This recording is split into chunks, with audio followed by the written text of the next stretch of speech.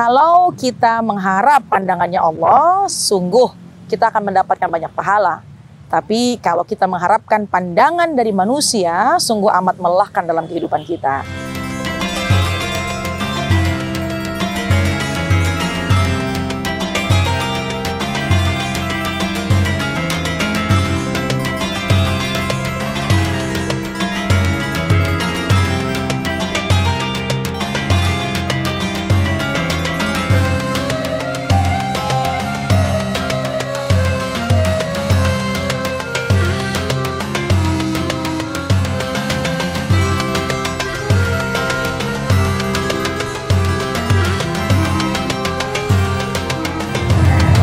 Bismillahirrahmanirrahim. Assalamualaikum warahmatullahi wabarakatuh.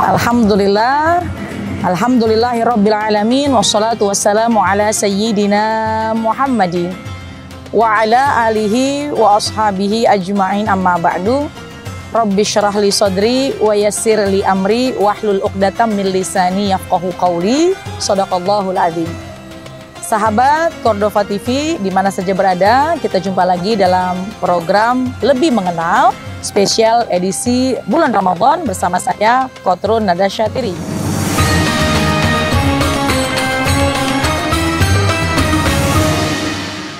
Hari ini kita membahas hal yang kadang-kadang orang mengalaminya, dan bahkan banyak orang pun mengalaminya, yaitu selalu masih mengharapkan pandangan dari manusia. Bahkan sesungguhnya pandangan terbesar ia lupakan, pandangan dari Allah Subhanahu wa Ta'ala.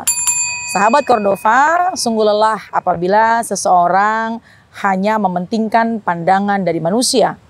Padahal sesungguhnya yang bisa menyelamatkan kita dan yang akan memberikan ketenangan dalam hidup kita tentu pandangannya Allah Subhanahu wa Ta'ala. Dan pandangannya Allah akan mendatangkan banyak kebaikan dan pahala buat kita semua. Sahabat Cordova, dalam kehidupan biasanya banyak hal yang tidak sesuai dengan harapan kita. Contohnya kita sudah berbuat baik, bahkan orang lain tidak membalasnya dengan kebaikan. Atau bahkan kita berusaha untuk melakukan hal yang disenangi oleh orang lain, tapi ternyata orang lain tidak juga berekspresi yang sesuai harapan kita. Kemudian kita kecewa. Kekecewaan inilah yang sesungguhnya akan melelahkan dalam kehidupan kita. Andai saja kita berbuat kebaikan dan semua yang kita lakukan semata-mata ikhlas, mengharapkan ridho dari Allah Subhanahu wa Ta'ala, hanya mengharap pandangan dari Allah Subhanahu wa Ta'ala, maka insya Allah kita tidak akan pernah berhenti untuk melakukan kebaikan. Sahabat Cordova, banyak orang yang biasa akhirnya menunda kebaikannya karena selalu mementingkan, mendahulukan pandangan orang lain. Ia ingin mau baik kepada orang yang memang sudah baik kepadanya, atau bahkan dia tidak mau memberikan kebaikan, tidak ingin melakukan sebuah hal yang bermanfaat kepada orang lain, karena orang tersebut pun juga tidak mendatangkan manfaat untuk dirinya. Dan ini sungguh sangat hal yang sangat merugikan. Jadi sahabat Cordova di mana saja berada, bismillah, mulai hari ini lakukanlah semua semata-mata ingin mengharap ridho dari Allah Subhanahu wa Ta'ala. Kalau kita mengharap pandangannya Allah, sungguh kita akan mendapatkan banyak pahala. Tapi kalau kita mengharapkan pandangan dari manusia, sungguh amat melelahkan dalam kehidupan kita. Karena kita tidak bisa mengatur bagaimana orang kepada kita. Yang kita bisa atur adalah bagaimana hati kita dan bagaimana kehidupan kita.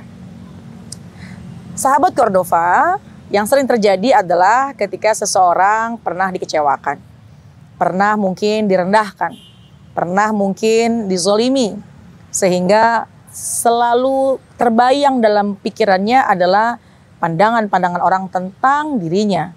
Dan akhirnya merugikan diri sendiri, tidak mau ibadah, tidak mau beraktivitas, dan sungguh ini hal yang sangat melelahkan. Oleh karena itu, tugas kita di muka bumi adalah kita selalu berbuat baik kepada orang lain. Dalam Al-Quran, Allah sudah firmankan, hal jazaul ihsan illal ihsan. Adakah balasan kebaikan kecuali kebaikan? Tentu, seorang yang sudah melakukan kebaikan, pasti Allah akan balas dengan kebaikan itu sendiri. Mungkin memang orang tidak memandang dengan pandangan yang baik. Mungkin orang lain tidak memberikan balasan sesuai harapan kita. Tapi ingatlah, segala sesuatu pasti Allah akan berikan balasannya. Walau bisyikki tamroh. Meskipun kebaikan kita hanya dengan satu butir kurma. Sahabat Cordova, dalam Islam, Allah sudah memberikan sering sekali, Allah memberikan ingatan kepada kita.